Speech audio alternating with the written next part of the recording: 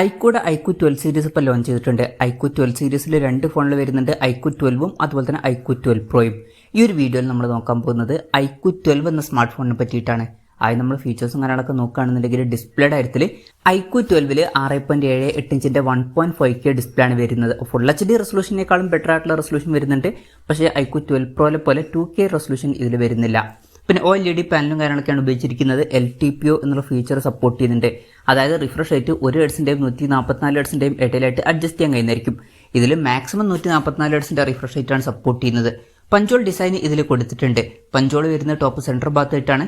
പിന്നെ ഇതിൽ ഫ്ലാറ്റ് ആയിട്ടുള്ള ഡിസ്പ്ലേ ആണ് വരുന്നത്. എന്നാൽ പ്രോ വെർഷനിൽ കേർഡ് ആയിട്ടുള്ള ഡിസ്പ്ലേയും കാര്യങ്ങളൊക്കെ വരുന്നുണ്ട്. 2160 ഹെർട്സിന്റെ PWM ഡിമ്മിംഗ് എന്നുള്ള ഫീച്ചർ വരുന്നുണ്ട്. ഈ ഒരു ഫോണിന്റെ പീക്ക് ബ്രൈറ്റ്നസ് വരുന്നത് 3000 നിറ്റ്സ് ആണ്. വളരെ കൂടിയ പീക്ക് ബ്രൈറ്റ്നസും കാര്യങ്ങളൊക്കെ ഇതിൽ വരുന്നുണ്ട്. അപ്പം ഈ ഒരു ഫോണിലും അത്യാവശ്യം നല്ല ഡിസ്പ്ലേ ഫീച്ചേഴ്സും കാര്യങ്ങളൊക്കെ വരുന്നുണ്ട്.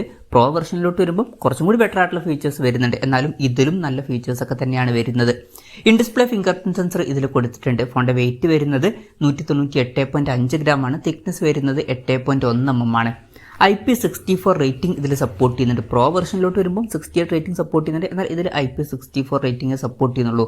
ഈ ഫോണിന്റെ ബ്ലാക്ക്, വൈറ്റ്, റെഡ് എന്നീ കളർ വേരിയൻസ് ആണ് ഇപ്പോൾ ലോഞ്ച് ചെയ്തിരിക്കുന്നത്. പ്രോസസ്സറിന്റെ കാര്യത്തിലോട്ട് വരികയാണെന്നുണ്ടെങ്കിൽ സ്നാപ്ഡ്രാഗൺ 8 Gen 3 എന്ന പ്രോസസ്സർ ഈ ഫോണിൽ കൊടുത്തിട്ടുണ്ട്. ഇത് സ്നാപ്ഡ്രാഗണിന്റെ ഏറ്റവും ലേറ്റസ്റ്റ് ആയിട്ടുള്ള ഫ്ലാഗ്ഷിപ്പ് പ്രോസസ്സറാണ്. ബെസ്റ്റ് ആയിട്ടുള്ള പെർഫോമൻസും കാര്യങ്ങളൊക്കെ ഇതിൽ വരുന്നതായിരിക്കും. പിന്നെ 5G സപ്പോർട്ടും കാര്യങ്ങളൊക്കെ വരുന്നുണ്ട്. ഫോണിന്റെ ബേസ് വേരിയന്റിൽ 12 GB റാമും 256 GB ഇന്റേണലുമാണ് വരുന്നത്. 16 GB റാമും 512 GB ഇന്റേണലുമായിട്ട് വരുന്ന വെർഷനും വരുന്നുണ്ട്. അതുപോലെ തന്നെ 16 GB റാമും 1 TB ഇന്റേണലുമായിട്ട് വരുന്ന വെർഷനും വരുന്നുണ്ട്. LPDDR5Xന്റെ റാമും UFS 4.0 സ്റ്റോറേജ് ടൈപ്പും ഇതിൽ വരുന്നുണ്ട്. NFC എന്നുള്ള ഫീച്ചർ ഇതിൽ സപ്പോർട്ട് ചെയ്യുന്നുണ്ട്. പിന്നെ ഫോൺ വെട്ടുന്നേറ്റായിരിക്കാൻ വേണ്ടിയിട്ട് VC വേപ്പർ ചേംബർ കൂളിംഗ് പോലുള്ള ഫീച്ചേഴ്സ് കൊടുത്തിട്ടുണ്ട്. അതുപോലെ തന്നെ 4 സോൺ കൂളിംഗ് സിസ്റ്റവും ഇതിൽ വരുന്നുണ്ട്. പിന്നെ IR ബ്ലാസ്റ്റർ എന്നുള്ള ഫീച്ചറൊക്കെ ഇതിൽ കൊടുത്തിട്ടുണ്ട്. ഈ ഫോൺ റിമോട്ടൊക്കെ ആയിട്ട് യൂസ് ചെയ്യാൻ കഴിയുന്നതായിരിക്കും. പിന്നെ സ്റ്റീരിയോ സ്പീക്കേഴ്സ് ഈ ഫോണിൽ വരുന്നുണ്ട്. Android 14 ബേസ് ആയിട്ടുള്ള സോഫ്റ്റ്വെയർ ആണ് ഇതിൽ വരുന്നത്. ക്യാമറയുടെ കാര്യം പറയുകയാണെന്നുണ്ടെങ്കിൽ ഫോണിന്റെ പിന്നിൽ ട്രിപ്പിൾ ക്യാമറ സെറ്റപ്പ് കൊടുത്തിട്ടുണ്ട്. 50 മെഗാപിക്സലിലെ f1.68 അപ്പേഴ്സിൽ വരുന്ന മെയിൻ ക്യാമറ സെൻസറാണ് ഈ ഫോണിൽ വരുന്നത്. ഇത് OmniVision OV50Hന്റെ സെൻസറാണ്. ഇതിൽ ഒറിജിനൽ ഫീച്ചർ സപ്പോർട്ട് ചെയ്യുന്നുണ്ട്. പിന്നെ 50 മെഗാപിക്സലിലെ f2.0 അപ്പേഴ്സിൽ വരുന്ന അൾട്രാ വൈഡ് ആംഗിൾ ലെൻസ് വരുന്നുണ്ട്. ഇത് സാംസങ് Gen1 സെൻസറാണ്. പിന്നെ 64 മെഗാപിക്സലിന്റെ f2.57 അപ്പേഴ്സിൽ വരുന്ന ടെലിഫോട്ടോ ലെൻസ് വരുന്നുണ്ട്. ഇതിൽ 3x ഒപ്റ്റിക്കൽ സൂം ഒക്കെ സപ്പോർട്ട് ചെയ്യുന്നുണ്ട്. പിന്നെ ഫ്രണ്ടിലും 16 മെഗാപിക്സലിന്റെ f2.45 അപ്പേഴ്സിൽ വരുന്ന സെൽഫി ക്യാമറയാണ് കൊടുത്തിരിക്കുന്നത്. ഓൺ പേപ്പർ നോക്കുകയാണെന്നുണ്ടെങ്കിൽ അത്യാവശ്യം നല്ല ക്യാമറ ഫീച്ചേഴ്സും കാര്യങ്ങളൊക്കെ ഇതിൽ വരുന്നുണ്ട് എന്ന് പറയാവുന്നതാണ്.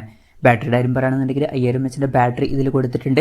120 വാട്ടിന്റെ ഫാസ്റ്റ് ചാർജ് സപ്പോർട്ട് ചെയ്യുന്നുണ്ട്. വയർലെസ് ചാർജിങ് സപ്പോർട്ട് ചെയ്യുന്നില്ല. പ്രോ വെർഷനിൽ വയർലെസ് ചാർജിങ് ഒക്കെ സപ്പോർട്ട് ചെയ്യുന്നുണ്ട്. എന്നാലും ഇതിൽ വയർലെസ് ചാർജിങ് സപ്പോർട്ട് വരുന്നില്ല. Type-C ചാർജിംഗ് പോർട്ടാണ് ഇതിൽ കൊടുത്തിരിക്കുന്നത്. ഇതൊക്കെയാണ് ഫീച്ചേഴ്സിനെ പറ്റി പറയാനുള്ള കാര്യങ്ങൾ. പിന്നെ ഈ ഒരു സ്മാർട്ട് ഫോൺ ഇപ്പം ഇന്ത്യൻ മാർക്കറ്റിൽ ലോഞ്ച് ചെയ്തിട്ടില്ല. ഇപ്പോൾ ചൈനീസ് മാർക്കറ്റിലാണ് ഈ സ്മാർട്ട് ഫോണിൽ ലോഞ്ച് ചെയ്തിരിക്കുന്നത്. ചൈനീസ് മാർക്കറ്റിൽ ഈ ഫോണിൽ ലോഞ്ച് ചെയ്തിരിക്കുന്നത് 3999 യുവാൻ എന്ന പ്രൈസിങ്ങിലാണ്. അതായത് 45,800 രൂപ പ്രൈസ് റേഞ്ചിൽ.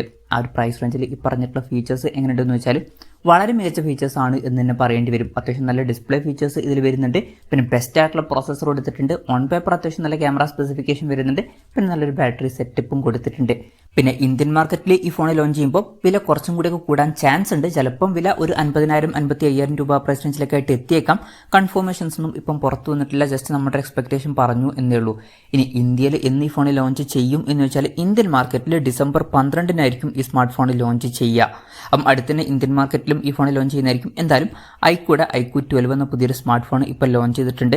ചൈനീസ് പ്രൈസിങ് അത്യാവശ്യം നല്ലൊരു പ്രൈസിംഗ് ആയിട്ടാണ് എനിക്ക് തോന്നിയിട്ടുള്ളത്. നല്ല ഫീച്ചേഴ്സും ആ ഒരു പ്രൈസ് റേഞ്ചിൽ വരുന്നുണ്ട് എന്ന് പറയാവുന്നതാണ്. എന്തായാലും ഐക്യൂ 12 എന്ന സ്മാർട്ട് ഫോണിനെ പറ്റിയിട്ടുള്ള നിങ്ങളുടെ അഭിപ്രായം ജസ്റ്റ് ഒന്ന് കമന്റ് ചെയ്യുക. അതുപോലെ തന്നെ ഈ ഒരു സ്മാർട്ട് ഫോൺ ഇന്ത്യൻ മാർക്കറ്റിൽ നിങ്ങൾ ഏത് പ്രൈസിംഗിലാണ് എക്സ്പെക്ട് ചെയ്യുന്നത് എന്നുള്ള കാര്യം കൂടി ജസ്റ്റ് ഒന്ന് കമന്റ് ചെയ്യുക.